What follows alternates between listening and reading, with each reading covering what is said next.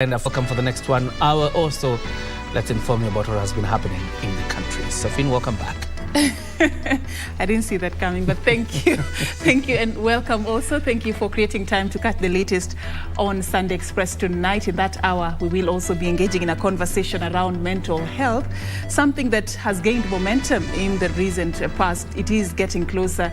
I'm looking at some numbers here. 25% of persons seeking outpatient services and 40% of persons seeking inpatient services have been diagnosed to have a mental condition of some kind.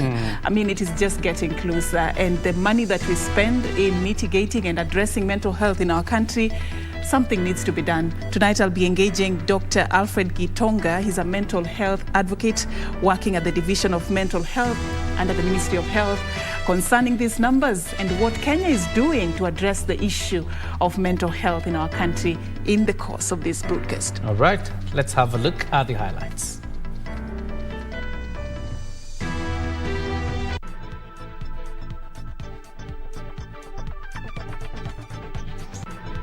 Tension is high in Drought area along the border of Baringo and Elgeyo-Marakwet counties following a banditry attack that left 8 people dead.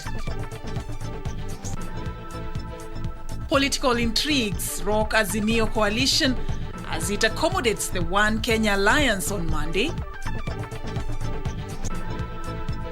And drought takes a heavy toll on livestock in Marsabit.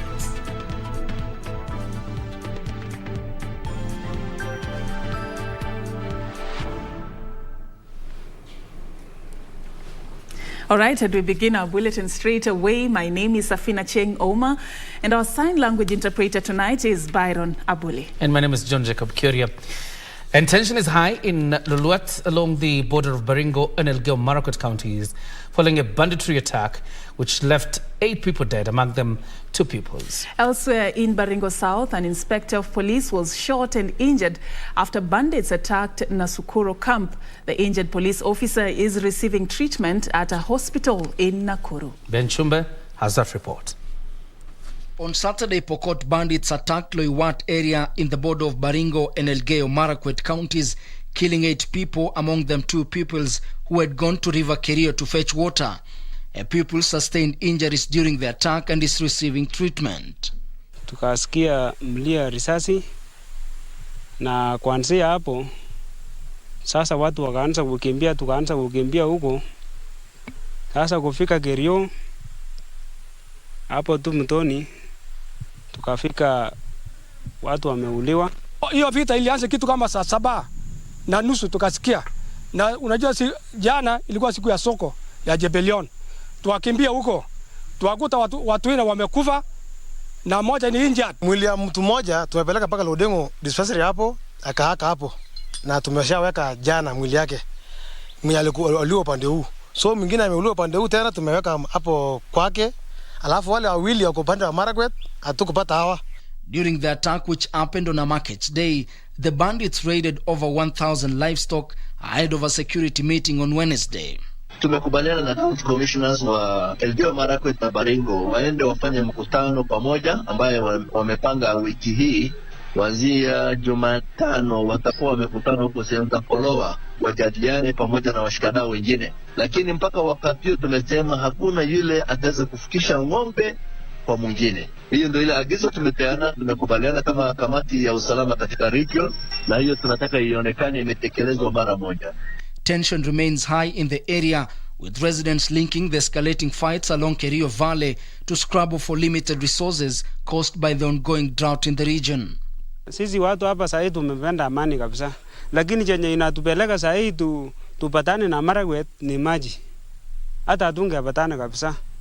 Unajua area yetu hatuna mtoni kubwa. Tuko na mtoni moja inaitwa Kerio. Na hiyo mtoni ya Kerio ni pande ile ni Marakwet. Pande hii ni Wapokot. Ile nyasi tunatumia ni ile kwa upande wa Kerio Valley huko. Hata tukienda huko tunaenda kupatana na Marakwet, wanatuua huko, watoto wanamalizwa huko, vijana tena waendi shule tena sababu imekuwa kiangazi.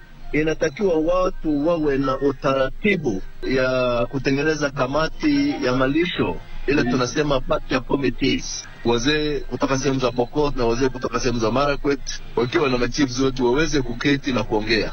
Elsewhere in Baringo South, an inspector of police was shot and injured after bandits attacked Nasukuro camp.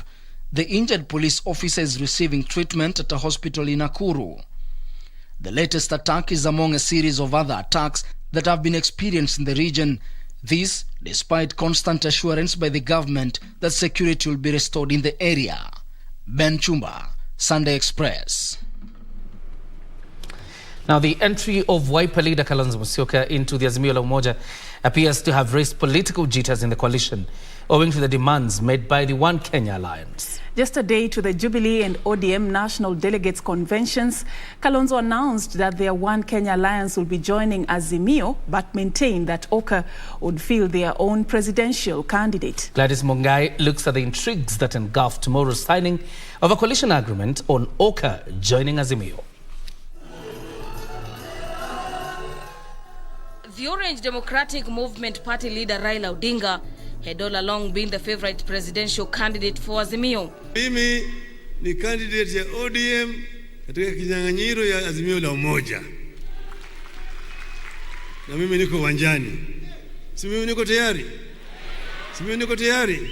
In an apparent acknowledgement of this fact, 6 political parties signed an agreement with Jubilee at KICC to negotiate on their behalf with ODM in the Azimio coalition. What we are looking to do is to create a movement that delivers Kenya safely across the Rubicon to the other side.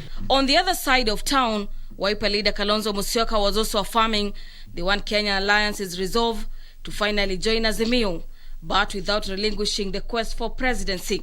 We are open to the formation of a grand coalition to be known as Azimio One Kenya Alliance. Oka principals will on Monday, the 28th February 2022, officially sign the coalition agreement as an affirmation of our commitment to seeing a just, inclusive, and prosperous nation.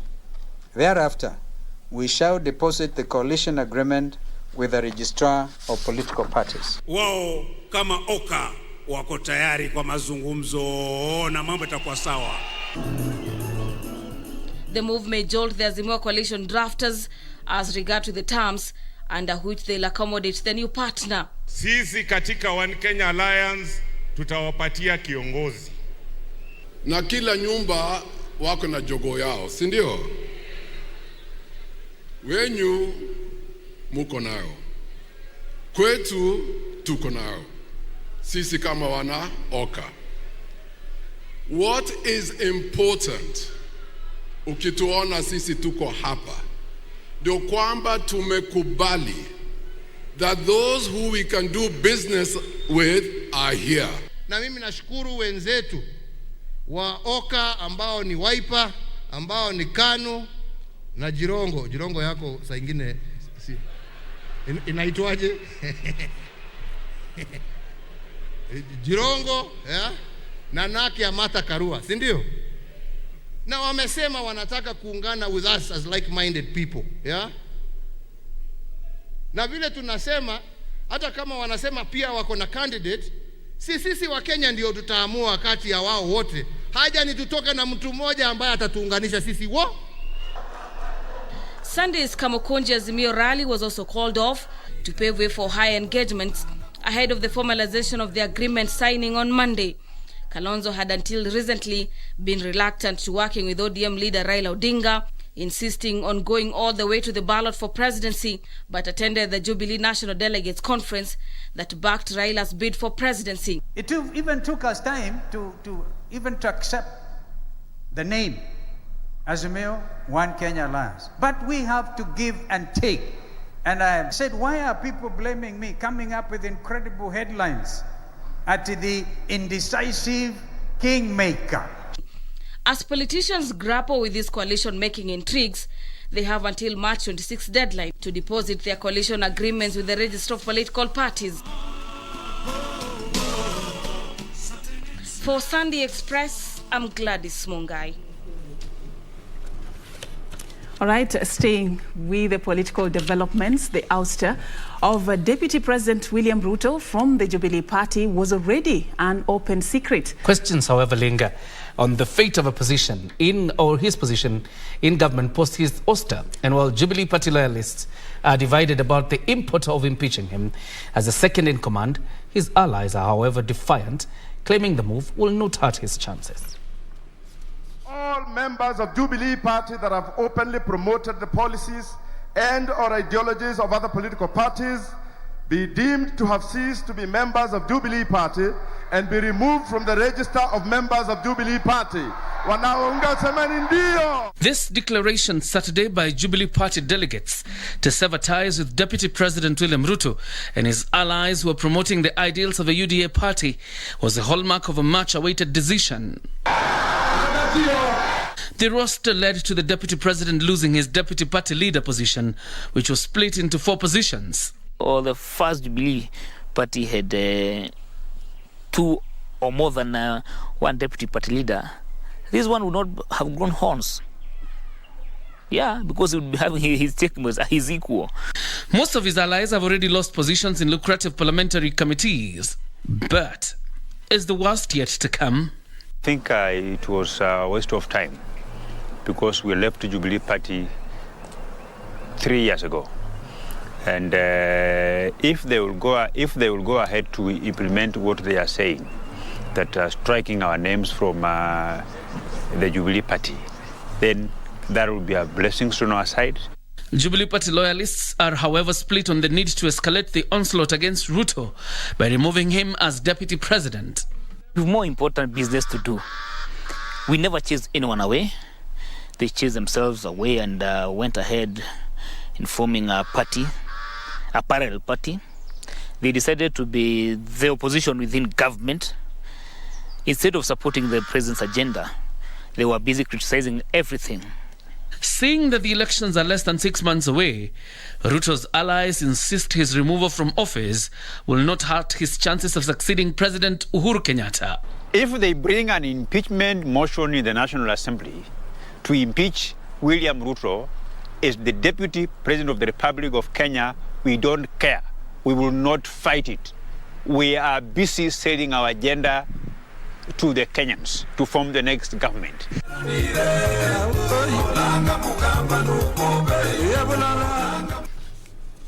Moving on, stakeholders in the media sector have underscored the need to safeguard the safety of journalists in the run-up to the 2022 general election. According to the Association of Media Women in Kenya, Executive Director Judy Kioria, journalists face a myriad of security threats on the campaign trail, with female journalists being more at risk. Sentiments echoed by Media Council of Kenya officer in charge of media training and development, Victor Bwire, who warned that stern action will be taken against any politician who interferes with the work of journalists.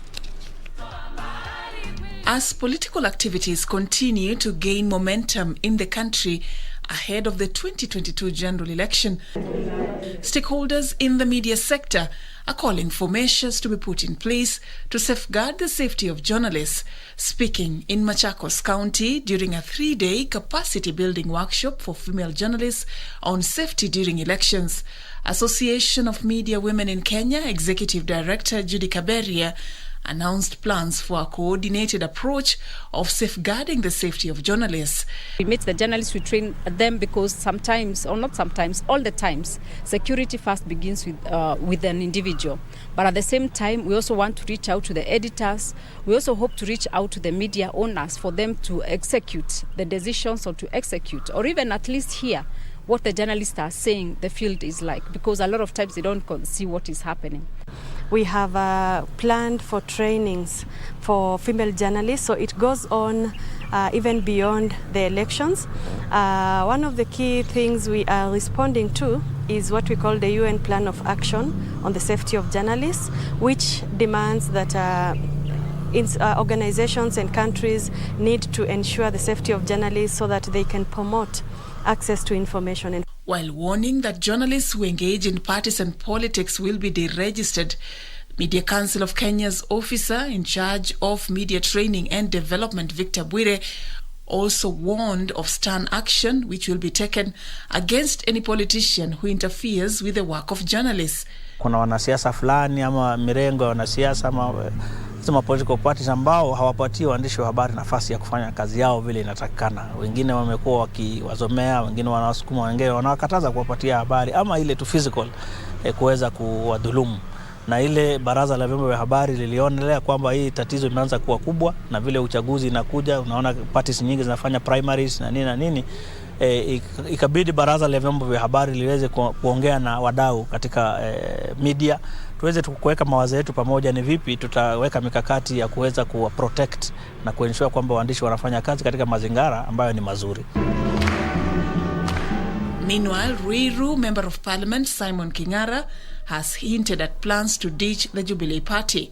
Speaking at St. Francis of Assisi Catholic Church in Ruiru, Kiambu County, the legislator, who hopes to defend his seat in the upcoming polls, also called for political tolerance ahead of the 2022 general election. Ombi langu ni wanasiasa wote na wafuasi wao waweze kudumisha amani na demokrasia idumu, ndio amani nayo ipate mwanya, kwa sababu bila demokrasia basi kutakuwa changamoto kubwa sana kuwa na amani. Ni vizuri kama vile kiongozi wa nchi alielekeza, watu waende kwa chama zile wanaona zinaweza kujimundu kwao hasa kisiasa, ndio waweze kupata viti vyao. Former Member of Parliament Esther Kadhogo and nominated Senator Isaac Mwaura are among those who have expressed their intent to succeed Kingara. Residents of Marsabit have continued to receive relief aid in the face of ongoing adverse effects of drought due to depressed rains in the region. It is estimated that residents of North Hor, Dukana and Laisami sub-counties alone have lost over 80,000 heads of livestock due to drought and a storm that hit the region in January, with vulnerable groups staring at possible starvation. Marsabit is one of the counties in Kenya that have suffered the effects of perennial drought. It is estimated that over 120,000 people have been affected, with the situation largely associated with depressed or failed rainfall in 2018 and 2019. Vulnerable groups such as lactating mothers, the elderly and people living with disability are worst affected. Kama mimi ni blind person, sioni chochote na sijui mahali ya kwenda kuomba, na makina mama wengine ni viwete wanakaa ndani ya manyumba, wanaumia katika hali hii ya ukamwe, na wengine ni maskini, hali hoya, hakuna hata mbuzi moja ama ng'ombe moja. Those who are breastfeeding, mothers who are lactating, they are mostly affected. Pregnant mothers are mostly affected. Old age people are also mostly affected. Most of them are even unable to walk. Unajua hata mimi ninanyonyesha mtoto. Kama haikuli mnyonyesha nini? Hakuna kitu, si ndio?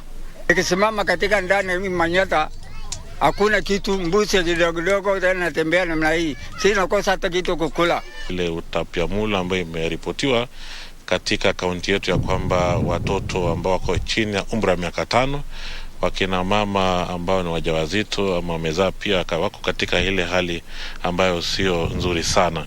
As residents face starvation in the region, livestock have not been spared either, and this has seen many households losing their sole source of livelihood.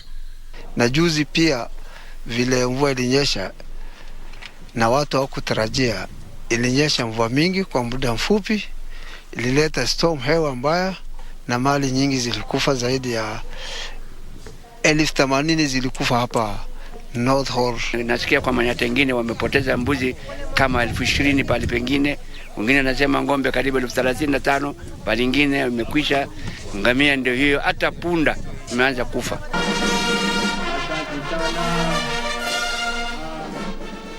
President Uhuru Kenyatta on Monday this week flagged off a consignment of assorted relief supplies to benefit 2.3 million vulnerable Kenyans in 23 counties. This flagging ceremony I see as a ceremony of flagging off a caravan of hope,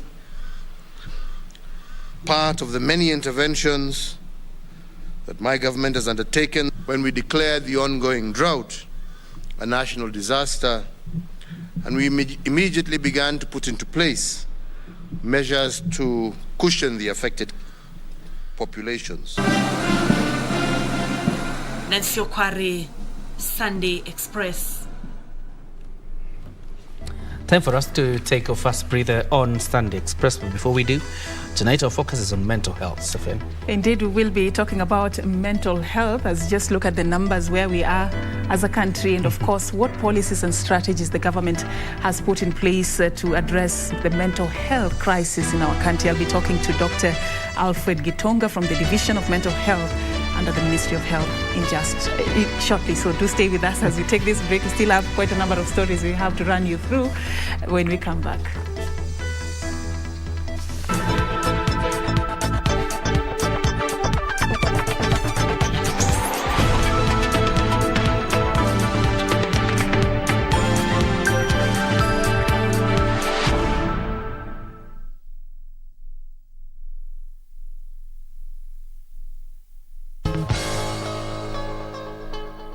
This week on Good Morning Kenya. The health system in Siaya has improved greatly. Yes. Because previously, before we came in, even child mortality rate was very high. Governor Colonel Rasanga has steered the county of Siaya for 10 years now. Did you ever see at some point that the president and Honorable Raila Odinga would shake hands? I never imagined it. What is his opinion on national politics? The way Uhuru has now come to support Raila for presidency, that is a very big mark. That is like rubbing out tribalism completely from in this country. Join me this Wednesday on The Viewpoint at 7:30 a.m. on Good Morning Kenya, only on KBC Channel 1.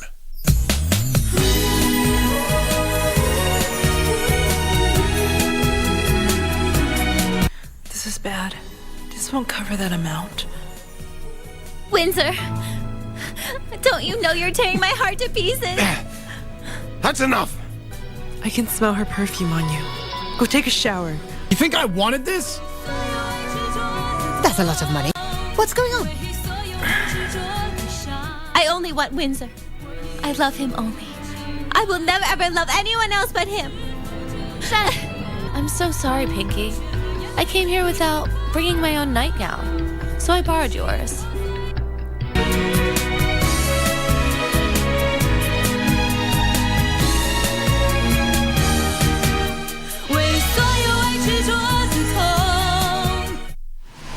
Log on to the KBC website at www.kbc.co.ke to get the latest breaking news, entertainment, sports, politics, lifestyle or business trends from Kenya and around the world. Never miss new episodes from your favorite TV shows, reruns and movies. Just stream online or watch live on your YouTube channel at KBC Channel 1 TV shows. For the day's biggest stories, trustworthy news and family entertainment, log on to KBC Channel 1. Watch what you want anytime, anywhere.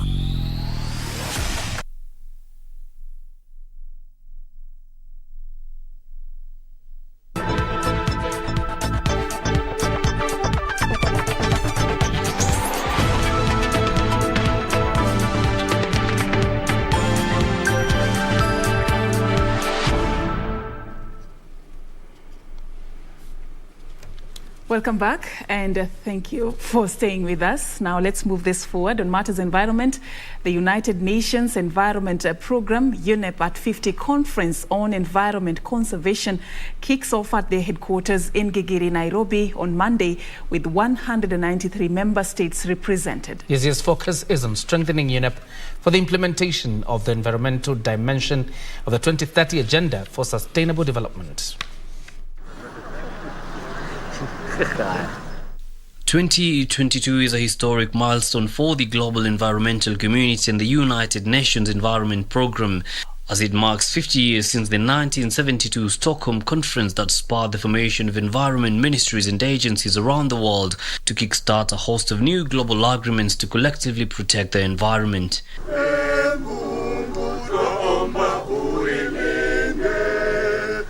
To commemorate this milestone, environment ministers and foreign dignitaries under UNEP gathered at City Park Sunday to plant 193 indigenous tree seedlings, symbolizing the beginning of UNEP at 50. Environment and Forestry Cabinet Secretary Kioria welcomed the guests and called on them to continue spearheading conservation efforts in their states. Destruction of environment in any part of the world affects all of us. And conversely, protection of environment in any part of the world benefits all of us. Sentiments echoed by Chief Conservator of Forest Julius Kimau, who said that the government through the Kenya Forest Service is striving to restore the glory of City Park Forest where the trees were planted. And I would say perhaps we call it UNEP at 50 corner. Perhaps. That will be a great milestone so that we are able to grow these trees, set it aside, but more so have a very solid long-term partnership with UNEP, but by extension, all the states. We have now moved away from tree planting because you see us a lot. We'll take pictures here and go. But we have moved to tree growing, meaning we must take care of these trees going forward. To mark UNEP's 50th anniversary, a year-long of activities and outreach events are taking place under the UNEP at 50 banner. This recognized the significant progress made on the global environment conservation matters and addressed the planetary challenges. Yusufar reporting for Sunday Express. It's time for the process now. And did you know that every bit of the coconut plant is useful? Hence why the coconut tree is otherwise referred to as the tree of life. Tonight on the weekly feature, The Process, we focus on how coconut kernels can be processed into snacks.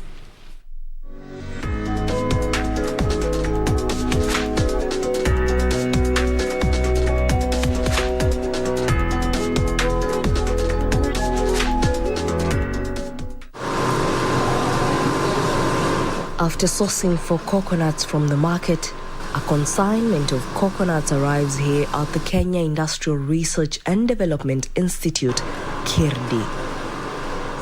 The coconuts are first cleaned with water. They're then put in an oven or dryer.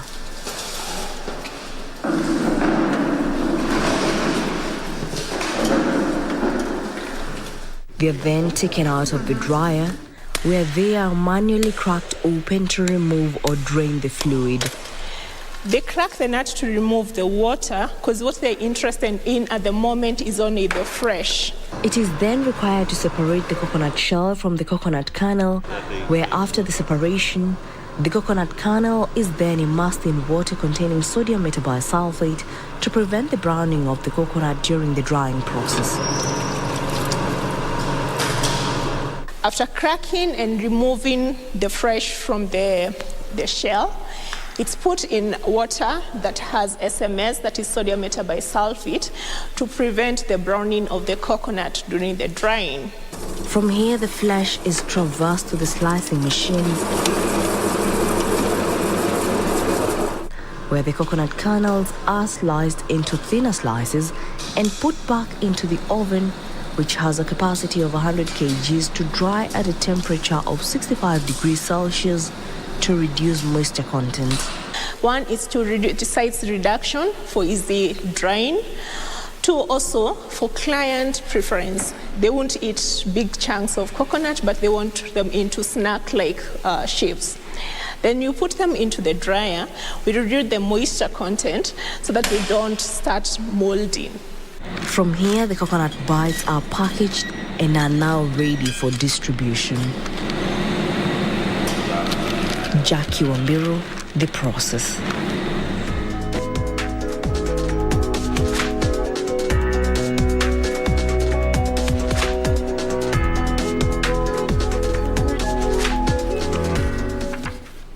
All right, The Process, a weekly feature that comes to you every Sunday right here on Sunday Express, just taking you into different worlds to know how different things work.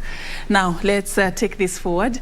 The Kenya Broadcasting Corporation's Shoro FM, in collaboration with the Anti-Counterfeit Authority, pitched camp in Mount Kenya region, creating awareness on the hazards of counterfeit fertilizers, pesticides and seedlings in the country. And as Betty Gatonyi reports, through interactive open forums, members of the public were enlightened on how to identify counterfeit products.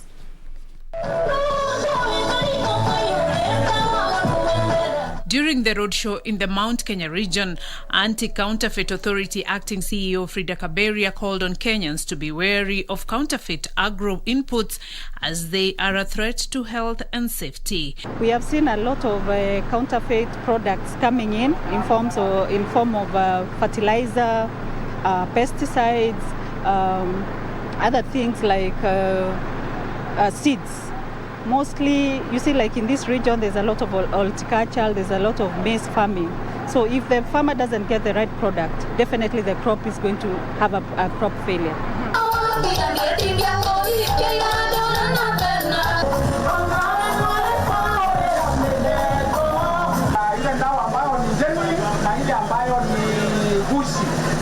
The residents took the chance to learn, be alert, avoid and distinguish between fake and genuine agricultural farm inputs when practicing farming. Kama kuna mtu akona tashwishi kuhusu zile bidhaa amenunua, tunaomba ushiriki na sisi, utupatie ujumbe ndio tutoe hawa counterfeiters from our midst.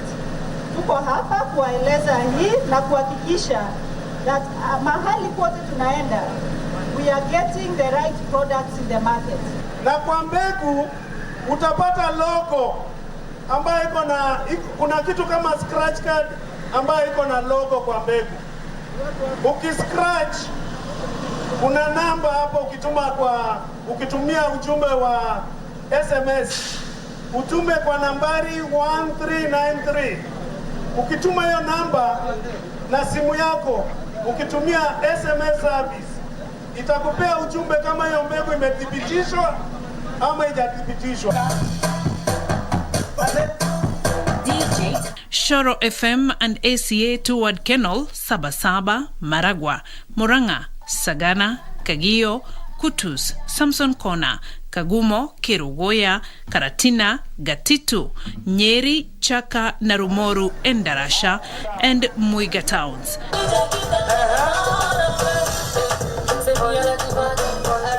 Shoro FM has a vast audience in Mount Kenya region, and many listeners seized the opportunity to interact with their favorite presenters and take part in the awareness campaign.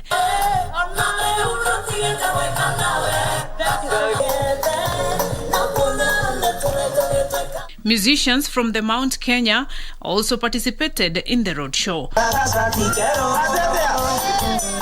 Muranga Shoro's reporter Githuki Wanyokafi, Phyllis Mbudhia, including Shoro's Joy Wamasharia, entertained audiences with good music, mogithi, and gospel.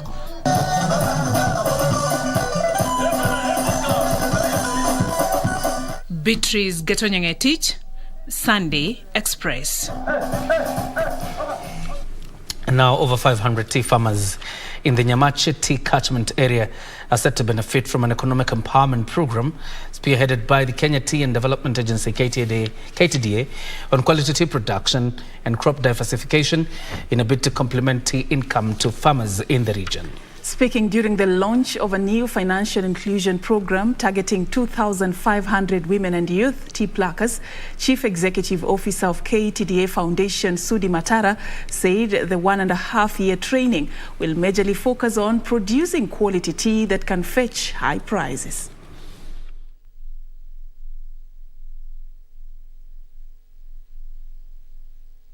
Going to complement the tea income from the diversification program, which our KTDA Holdings Board has put as a priority across KTDA.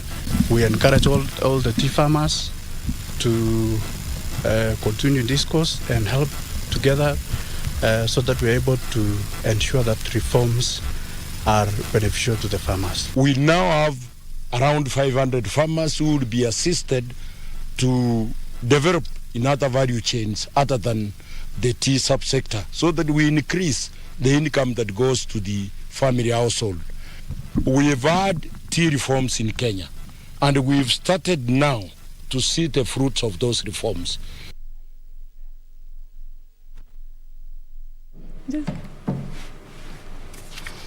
Before we take a breather, some breaking news, obviously in politics. Tomorrow there was an expectation that the One Kenya Alliance would actually sign a deal with the Azimio la Umoja. You had Kalonzo Musyoka speak yesterday, talk about Azimio, One Kenya Alliance. Looks like that will not happen after all. The excuse is they need to bring more people on board. That is the One Kenya Alliance. And they're saying they will push this to a later date that is yet to be announced. But of course, they're assuring the public and supporters that they will remain committed to the cause of justice and inclusive and a prosperous nation.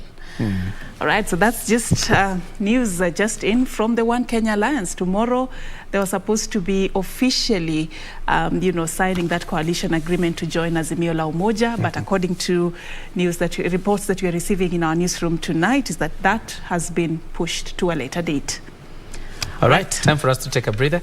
Of course, when we come back, Imon is lined up for including that conversation on mental health. Don't go too far.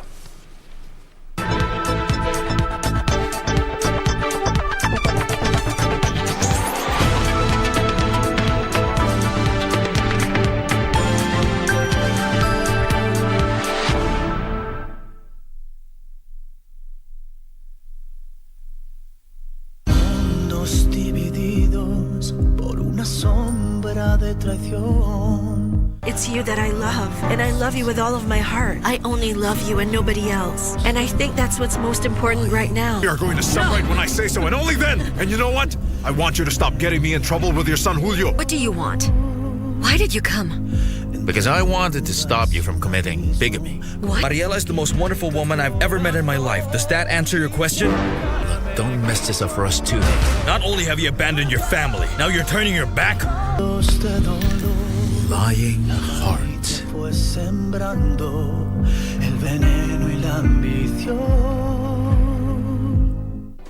Do you have a news story to share with KBC? Get in touch swiftly on email news@kbc.co.ke or call 0723 892 654 or 0734 780 124.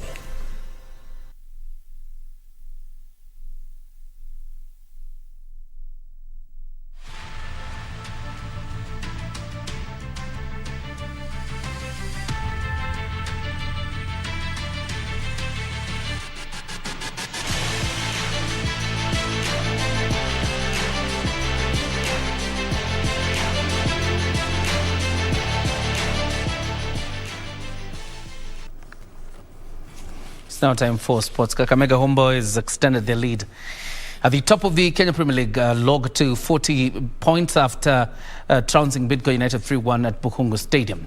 Yema Mwana scored the opener for Kakamega Homeboys in the 16th minute before David Okoth added the second in the 32nd minute. Homeboys scored the third goal in the 39th minute. Bidco scored the consolation goal in the 75th minute. In other matches, AFC Leopards drew 0, or that is, it was a draw with Vihiga Bullets. Bandari held a Gor Mahia to a 1-1 draw. Atalanta FC lost 1-0 to Posta Rangers. Kakamega Homeboys, Nairobi City Stars, Tusker FC, Kariobangi Sharks and KCB are the top 5 teams on the log.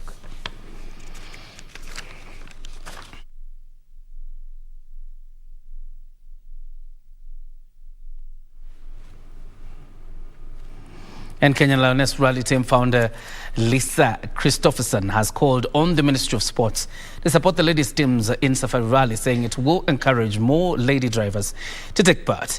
Lisa also called on ladies interested to join the team to show up in numbers so as to prepare adequately for the upcoming World Rally Championships.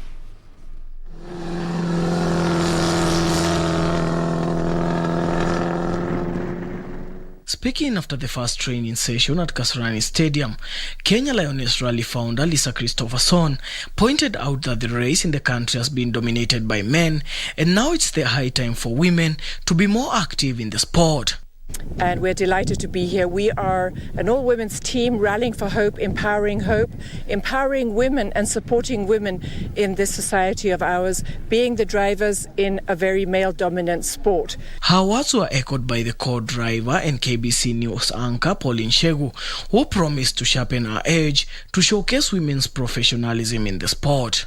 Lengo letu kuu ni kwamba tungependa kualika wanawake popote mlipo, mje mjiunge nasi ili tuweze kutimiza malengo haya. Madhumuni ya mashindano haya ya wanawake ya mashindano ya mbio za magari ni kuempower women, kuinua wanawake wenzetu. Tuache kukaa nyuma kusema kwamba haya mashindano ya magari ni ya wanaume peke yake. Tuko hapa kubadilisha hayo mawazo. The team will take part in the first race on 26th of March as they prepare for the World Rally Championship later this year. Daniel Mwendwa, Sport.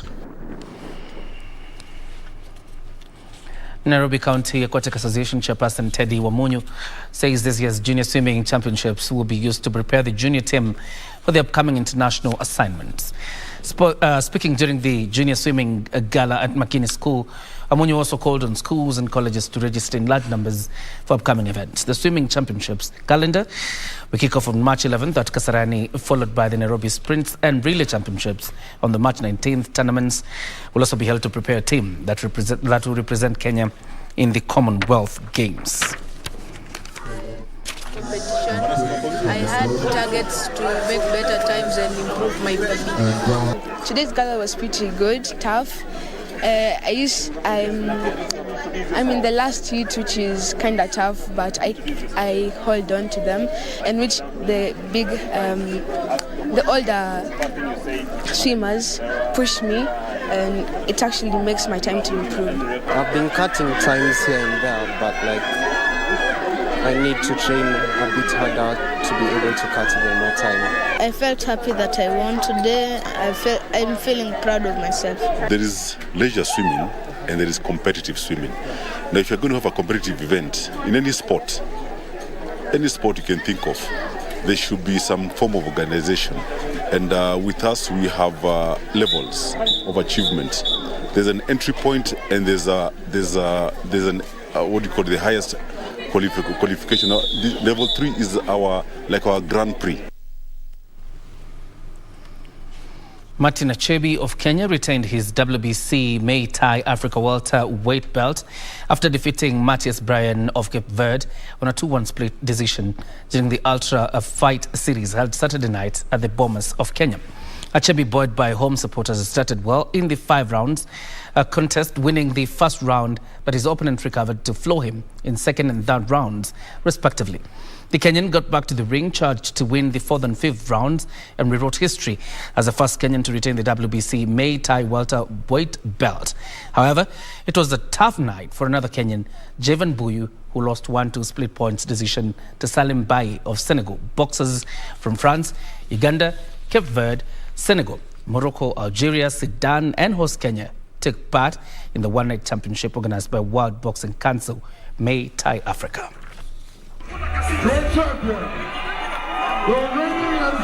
Mechi ilikuwa ngumu, manake amepigana na mtu mwenye ako na mechi 56 na Achebi ako na mechi 11 peke yake.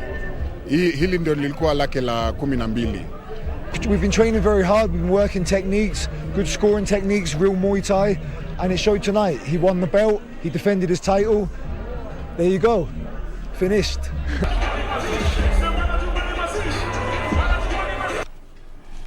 Kenya Netball Federation Chairperson Immaculate Kavuda says the Kenya Netball team can register good results if given a chance to take part of the Commonwealth Games.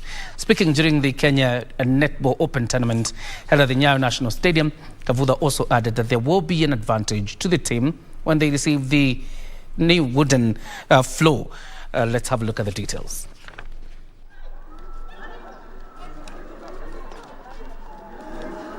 As you can see, the turn-up is very good, and being the beginning of the year, you see, we believe that these teams will be far much better as we progress on. And thank you so much, Nok, for finding me fit to chair that commission.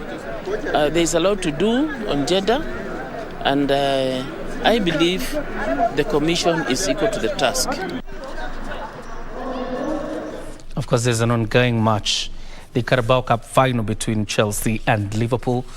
The game is in extra time. It could as well go to penalties We will see how that goes and we'll update you in good time. But before then, the team of David Mambo, Andrew Ndolo, Sam Muraya and Tom Simba added a round of 107 points to emerge the overall winners of the 9th leg of the Johnny Walker Golf Series played at Curran Country Club. Coming in second was the team comprising Mudhoni Muturi, Doreen Mureithi, Jacinta Wambugu and Grace Gishoke, who scored a combined 105 points. Claiming the third position was the team of John Mururi, Stanley Nduati, James Kimondo and Steve Warohio, who returned a score of 104 points. Meanwhile, Trevor Kimani was the champion on the men's category, or Rebecca Juma scored 35 points to emerge the winner in the ladies category. Following the current event, attention now shifts to take that again. Following the conclusion of that event, now the attention has turned to the Thika. The match will be played on March 12th.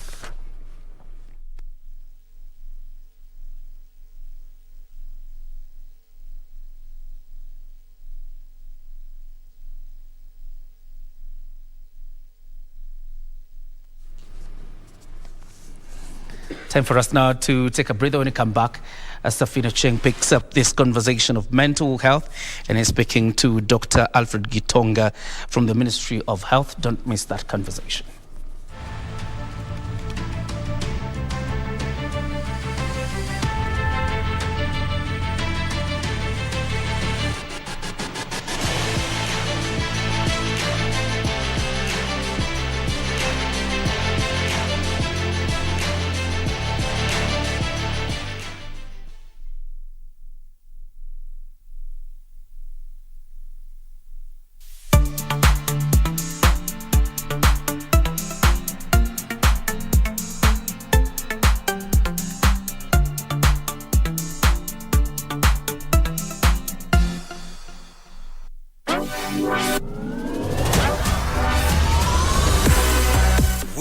Still keen on Germany's DFB Pokal as the quarter-finals is around the corner. In football, it is easy to be intimidated by the top-flight teams, but as fate would have it, new entrants do sometimes turn the tables with their patience, perseverance and self-belief.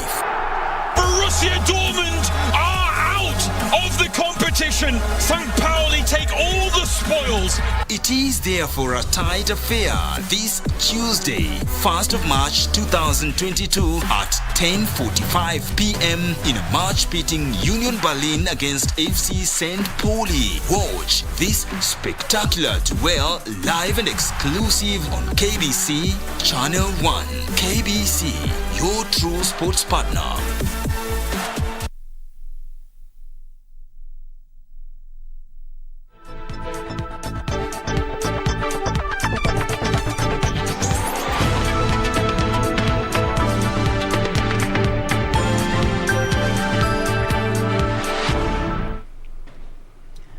Right, welcome back and thank you for staying with us. And now it's that time for us to kickstart our conversation on Sunday Express tonight.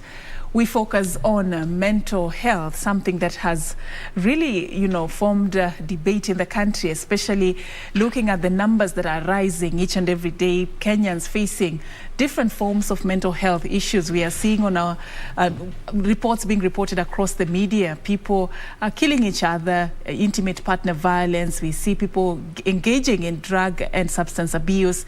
These are just expressions of what is happening in the society and what needs to be done. And I want us to talk about the mental health crisis in the country. We look at the numbers and what we've been able to do as a country concerning this crisis. And I'll be engaging Dr. Alfred Gitonga is already in studio with me. Thank you so much, Daktari, for creating time for us tonight. Thank you very much for having me. All right. Daktari is a mental health advocate, but he also works in the Division of Mental Health under the Ministry of Health. And once again, we appreciate you creating time for us tonight. I just want us to begin by painting the picture of how bad this problem is in our country.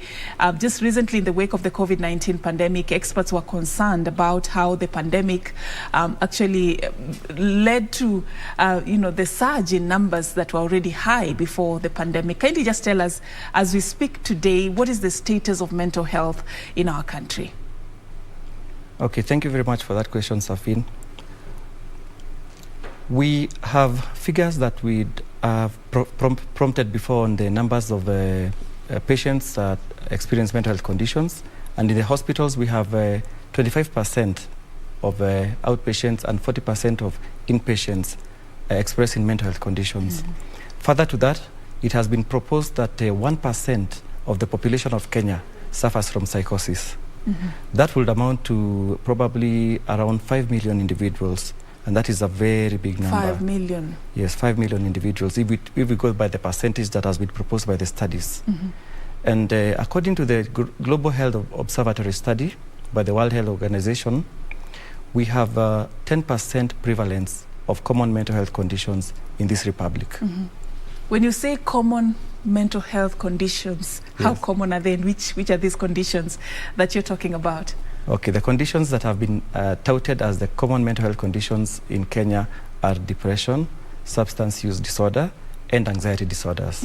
Those are what the population suffer from the most. I'm looking at, those grim statistics, and one thing that stands out for me is the fact that you've said these are conditions that have been diagnosed, and these are things that at least they've been reported at the hospital level. Talk to us about the lack of diagnosis. There could be many Kenyans who could be going through some form of mental health condition, and they do not even have an idea. Maybe you can talk to us about the lack of diagnosis and how this is also affecting the efforts to address this particular crisis. Okay, we have persons that are known to be suffering silently in their homes because they are afraid of accessing mental health services because of the stigma associated with mental health. Part of the reason is because we have cultural leanings that mental health was touted as something that nobody wanted to talk about because the family would get stigmatized in the community.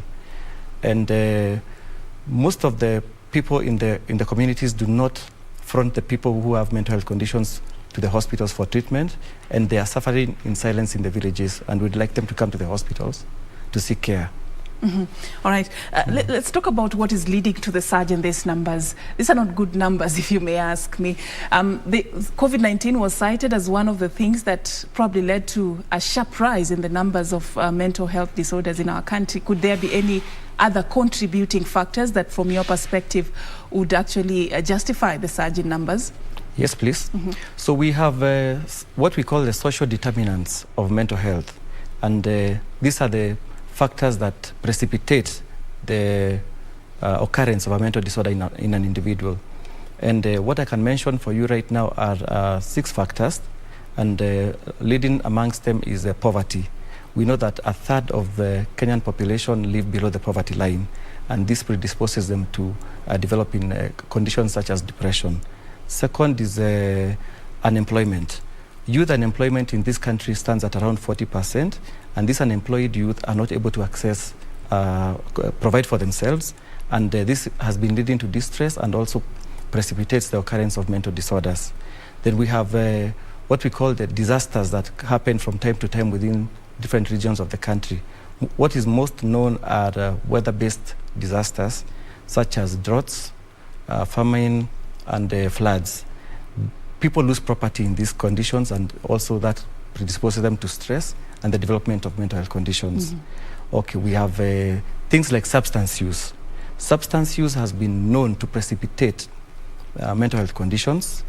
We have things like the youth participating in activities like gambling. Gambling in its own is a risk factor for developing mental health conditions. And those are some of the key determinants that cause people to develop mental health conditions. Yes. The question that many people usually ask when, for instance, we receive reports of couples who've killed each other, maybe somebody has burnt the whole family in the house, is always why would somebody turn against their loved ones to that particular extent? As a psychiatrist, probably, just to take us through the mind of somebody who is a victim of a mental health disorder of some sort, what usually happens for a human being to get to that particular point? Okay. Mental health conditions, by their very nature, have predisposing factors. And high among them is genetic predisposition, which you inherit from the genes that you get from your parents. And if you are predisposed, it affects the way your mind processes thought, emotions, and that is seen evidently by people, as you express it externally, as disturbed behavior. So that is usually the source of mental health conditions. There's a lot that the government has done, especially it escalated during the COVID-19 pandemic when the head of state appointed a mental health task force that is chaired by Dr. Frank Jenga that was supposed to address this particular crisis. And I know also the Ministry of Health has undertaken quite a number of strategies to curb this particular crisis. Maybe you can take us through that and what has worked and what is left that we need to do as a country to mitigate this crisis. Okay, thank you for that. So the Ministry of Health has been developing policy papers to try and mitigate the rising prevalence of mental health conditions in the country. And I will attempt to go through a few of the documents that the ministry has been developing, as I also mentioned those that are under construction. So first amongst those is the Kenya Mental Health Policy, 2015 to 2030. This document sets the way forward for how the country will handle mental health conditions and discharge, treatment and prevention activities in the foregoing years. And this policy led to the development of the Mental Health Action Plan. The Mental Health Action Plan is a 5-year strategic plan that operationalizes the key priority actions that have been set out in the policy. And as you have mentioned, there was a mental health task force that was inaugurated by His Excellency the President in the year 2019. And it was during his Madaraka Day speech that he decried the high prevalence of mental health conditions in the Republic and directed the Ministry of Health together with other line ministries to come together and find solutions so that the public can stop suffering. And he quoted depression as causing a lot of turmoil and distress to the public, as has been seen by some of the things that people do. We have seen cases of suicides, homicides, femicides, and other forms of mental disturbance expressed externally by the public. So the Task Force on Mental Health came up with this document called the Mental Health Task Force Report, after a series of memoranda reception and going around the nation, collecting the views of the public, and came up with recommendations that would be used to, from then on to reduce the incidence and prevalence of mental health conditions in the country. So just to take us through maybe 3 key recommendations, because we're trying to find a way, a solution. What is it that we need to do to seal this gap once and for all? What is it that the task force recommended? Okay, one of the recommendations was the formation of a National Wellness and Happiness Commission that will be undertaking the National Mental Health Survey in the Republic and reporting on the happiness levels of the public. Number 2 was that they recommended that every 5 years that we have a review of the current situation of the policy documents, that we do a new action plan every 5 years after review. Those are 2 of the key recommendations. And there are many other rafts of measures that have been recommended by the task force that are being implemented as we speak. When we see reports such as the examples I cited earlier, one would be tempted to ask, are these just beautiful policies on paper that are lying somewhere at the Ministry of Health? How come the impact is not felt on the ground? The numbers are not going down. What is the problem? What are the gaps that probably are there?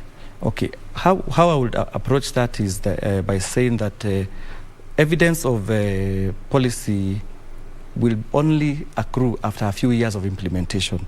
But let me mention one before we proceed, which is the National Telemental Health Guidelines, that this has led to the construction of a telemental health center at the Mathare National Teaching and Referral Hospital that will be offering telemental health services to the public. And this is one of the key measures that we'll see us handle a lot of the incidences of mental health in the Republic.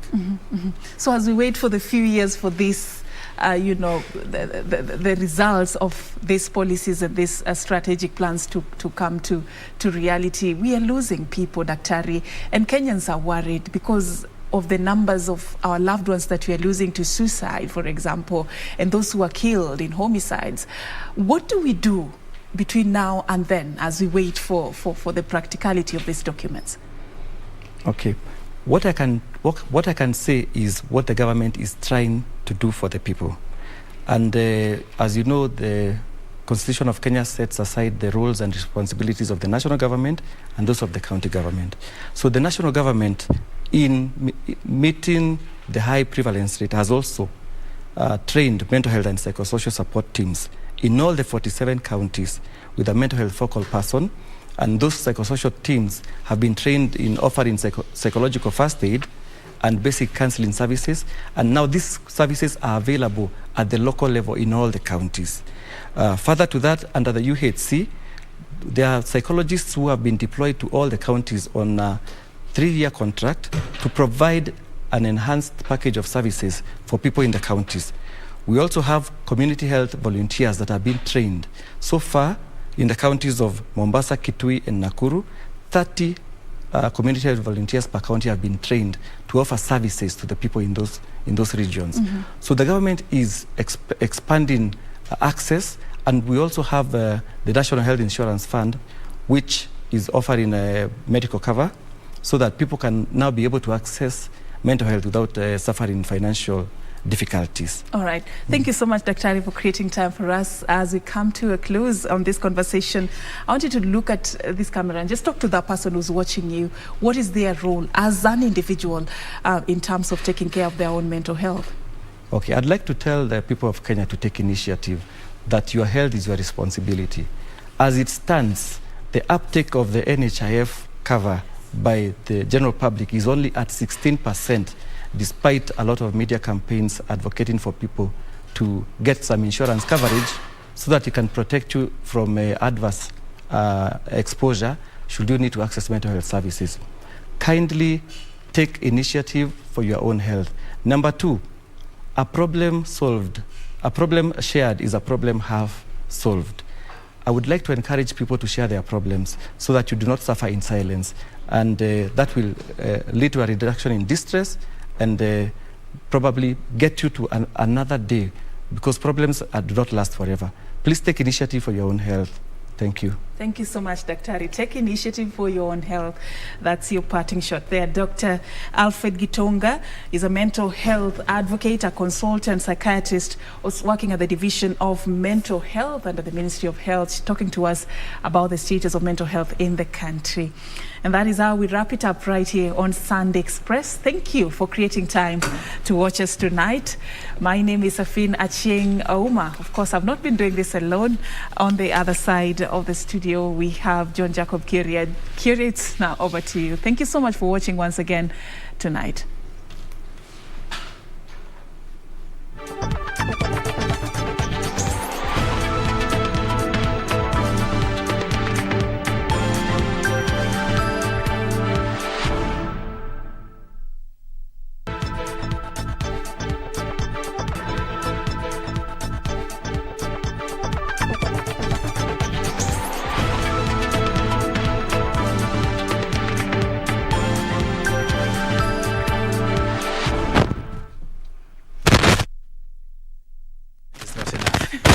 Indeed, and I get a chance to say good night again.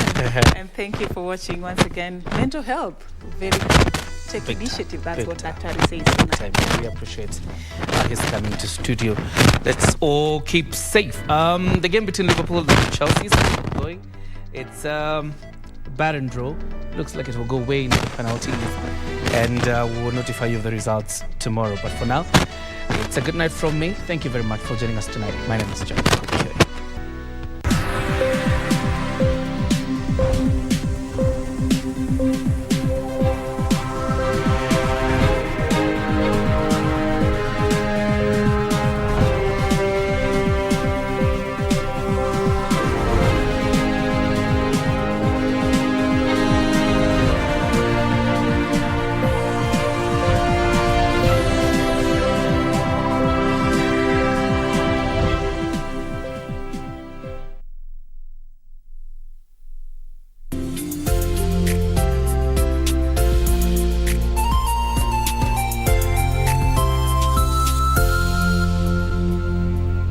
To get Romans chapter 10 as your skiza tune on your phone, dial star 811 star 962 hash.